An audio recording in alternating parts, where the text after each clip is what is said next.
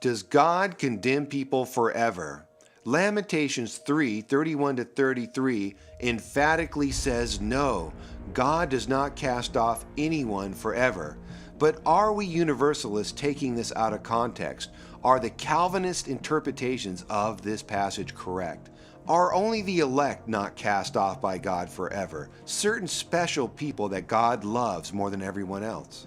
John Gill's exposition of the Bible is a perfect example of Calvinist thinking on this passage. He writes, "For the Lord will not cast off forever, which is not to be understood of all his creatures, for there are some he does cast off forever, as the angels that sin, reprobate men, profligate and abandoned sinners, that live and die impenitent, and unbelievers, carnal professors, and apostates, but not his own special and particular people, the people whom he has foreknown and loved with an everlasting love, his spiritual Israel."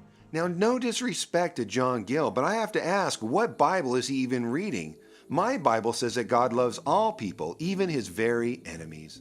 So the problem I'm having with Calvinist interpretations of this passage is they are completely ignoring the context of the passage and why the author of Lamentations is telling us that God does not cast off anybody forever.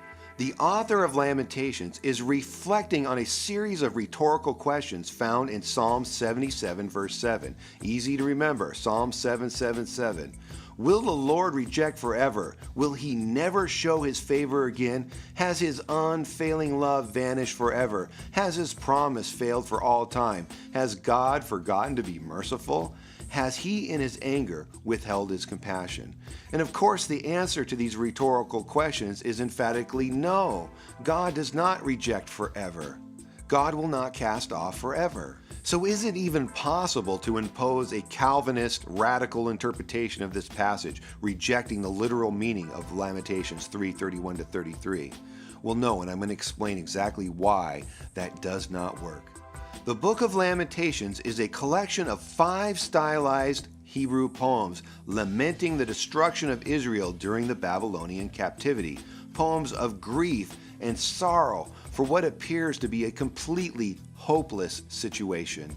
The author of Lamentations chapter 3 depicts the nation of Israel as a hopeless, grieving man crushed by God's wrath. "I am a man who has seen affliction by the rod of the Lord's wrath. He has driven me away and made me to walk in darkness rather than light." But the man, metaphorically Israel in the poem, finds a reason for hope. "Because of the Lord's great love, we are not consumed. For his compassions never fail.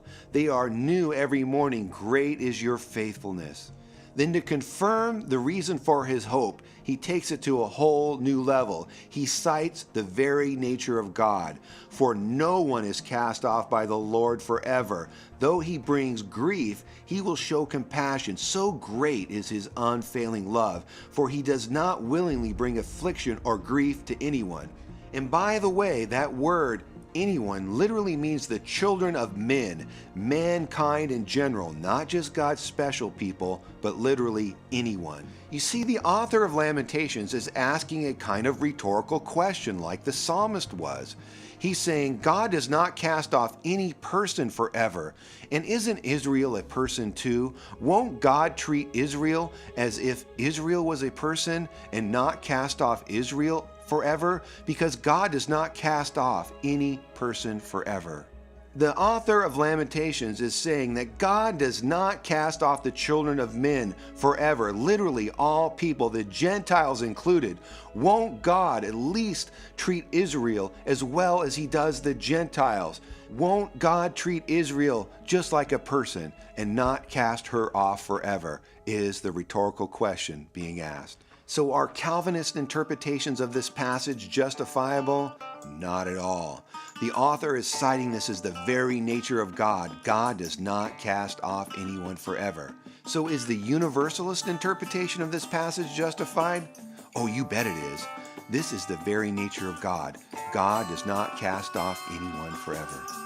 God bless you. Thank you for listening. Bye-bye.